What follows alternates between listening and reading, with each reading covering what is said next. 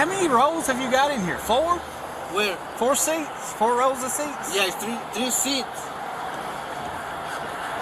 Yeah, with it. Yeah. Did y'all put an extra one in? Huh? Did y'all put another one in? No. Did it come like this? This is the truck. I've never seen one with that many seats in it. What you say? It's my boss. I said I've never seen one with that many seats in it. Oh, really? Yeah. That's why I was asking if you'd put an extra one in. No, it's the same. Like this. Okay. Nothing illegal? Nothing, sir. No drugs or anything? No herb. Nothing illegal. Okay. If I run my dog, will he tell me anything? Fine. And first at 5, we continue our breaking news coverage of the return of Kilmar Abrego Garcia to the U.S. to face criminal charges. Thank you for joining us tonight. I'm Megan Clark. And I'm Carl Willis. Abrego Garcia was mistakenly deported to his native El Salvador after living in Maryland for more than a decade. He illegally entered the U.S.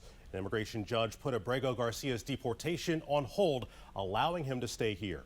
Now, the Justice Department claims he has ties to a violent gang, and that's why he was deported.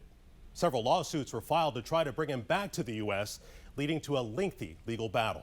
And he's now been returned to the U.S. to face human smuggling charges in Tennessee. Our Tom Rousey is joining us live now with the latest on this case and what you've been learning today, Tom.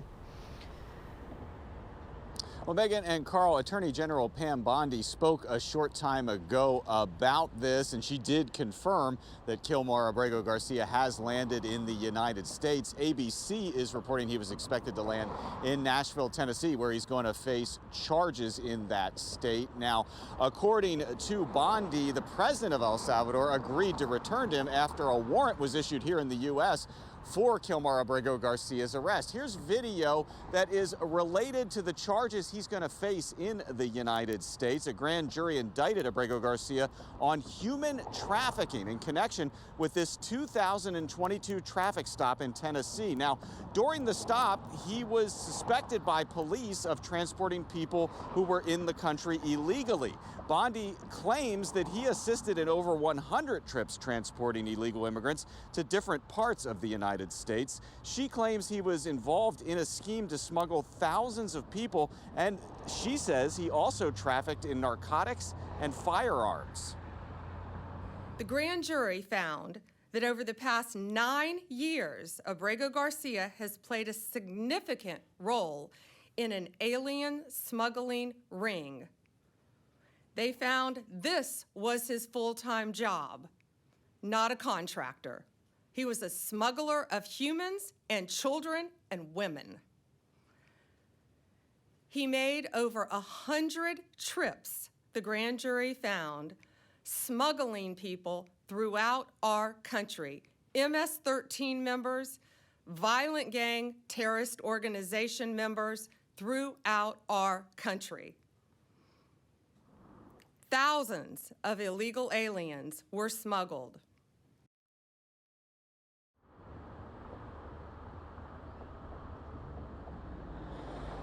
And in addition to all those accusations, Bondi also accused Abrego Garcia of being involved in the death of a rival gang member's mother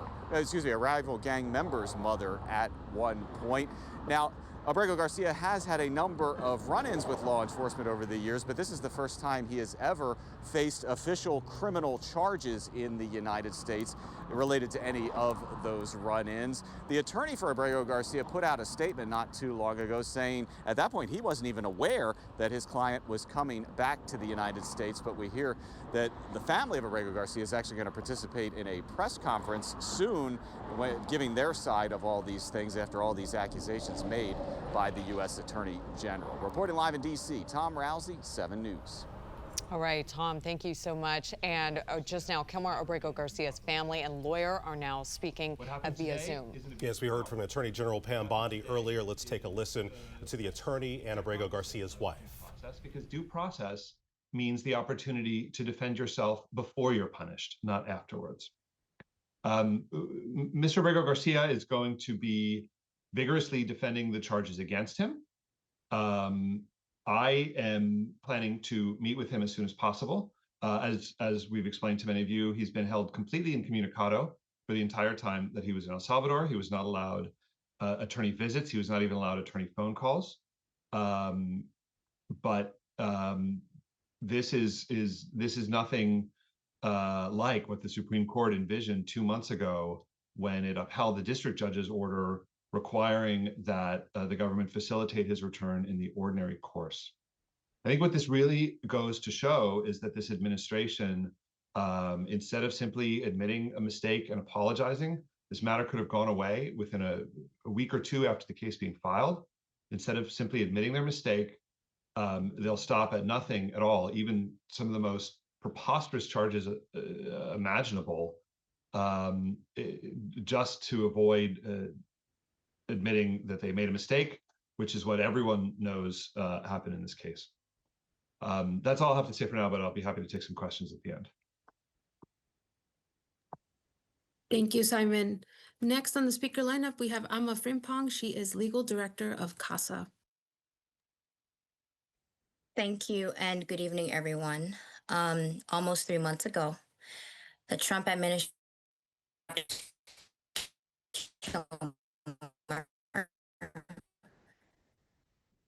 without their father. For 3 months, these 3 children and Kilmar's wife have been wondering, when will their loved one come home? When will their husband come home? When will their father? Coming from Abrego Garcia's lawyer, family and leaders of CASA are also speaking, addressing his return to the U.S. today to face criminal charges here in the U.S. 7 News is staying on top of all of the breaking developments. You can find our full coverage on Kilmar Abrego Garcia's case on our website, WJLA.com, and on the 7 News YouTube channel. Supporters of Kilmar Abrego Garcia, a Maryland man wrongly deported to an El Salvador prison, say they want due process for him. The Trump administration called his deportation in March an administrative error, but has since failed to comply with the Supreme Court's order to facilitate his return. Where the Supreme Court ordered the government to release and return Kilmar, as we have seen over these last few weeks, it was the same thing. The government being absolutely just being very clear that they had done nothing to comply with the court's order. Protesters held signs reading Todos Somos Kilmar, which translates to "We are all Kilmar." Some worry that a violation of one person's due process rights threatens everyone in the U.S. Yes, it's about one man, but it's also about the Constitution of the United States. Donald Trump needs to be reminded that he is not bigger than the Constitution. The federal judge overseeing Abrego Garcia's case held a hearing to determine what officials are doing to bring Garcia back from El Salvador. The judge expressed frustration about the government's latest argument that information hasn't been turned over, in part to protect state secrets. Bring him home now. In the past, the Trump administration has said that with Abrego Garcia in El Salvador's custody, it lacks the power to return him to the U.S. You could clearly tell the judge was not buying it. I'm Sherelle Hubbard reporting. Well, I haven't had a chance to see the indictment yet. I look forward to having a chance to see it and review it. More importantly, I think it's going to be a chance, I hope, for Kilmar to actually have a chance to have a conversation with lawyers who are representing him and give them a chance to look at it as well, so they can address these charges directly. But I think it's important to remember that just up until yesterday, apparently, the Trump administration was saying they couldn't bring him back. He was outside of their control and their jurisdiction.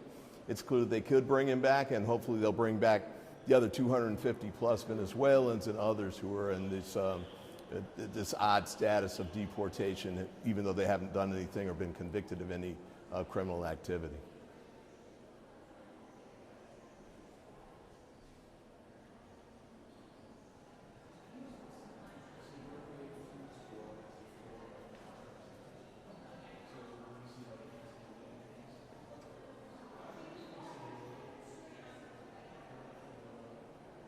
I didn't know that there were going to be federal charges, although there was speculation about a variety of things that they might try and do to frankly try and get this off their plate. They were getting a lot of heat about him being held in El Salvador, even though the Trump administration admitted that he'd been sent there incorrectly, illegally, and this is one way to do that. Another possibility too is maybe they were just tired of getting the Elon and Donald fight and wanted to get something to try and bump that off the radar screen. But we'll just have to see how that goes. But at least he's going to have a chance to talk to his lawyers now, and hopefully have a chance to start appearing in front of judges here in the United States and get some semblance of due process.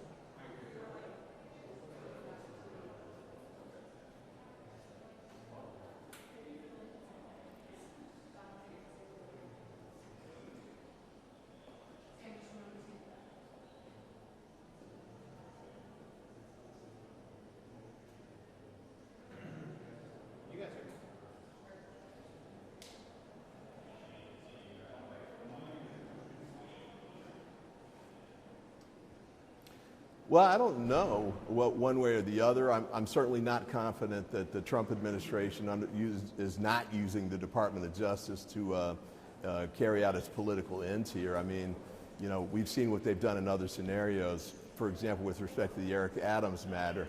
And there are cases in the Eastern District of New York where there are questions that have been raised about them deporting individuals who are facing charges back to El Salvador, potentially to keep them from testifying in a way that would embarrass President Bukele down in El Salvador. But I think we just have to wait and see what's going on with it. But no, I'm not comfortable that the Trump administration is handling this in an above-board way.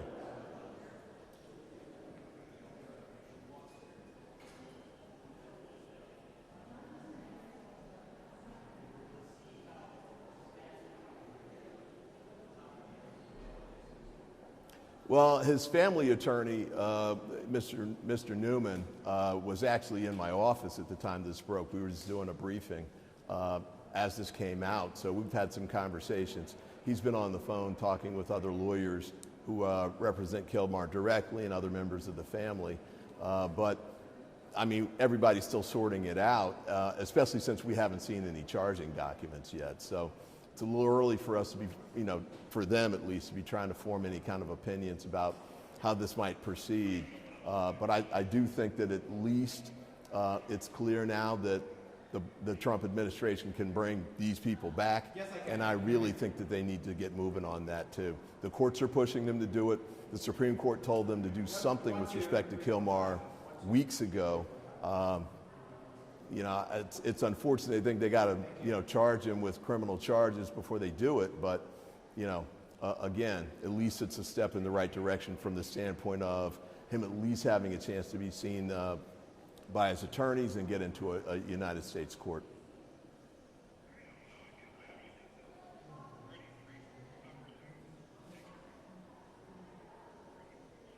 No, we don't have anything about travel arrangements or what's going to happen with that. As far as I know, we're not even aware of where he might be brought to here in the United States. If he's been charged in, I think it's Tennessee, one would think he would be taken there so he could have his initial appearance before that in that federal courthouse, but I don't really know for sure what they're going to do.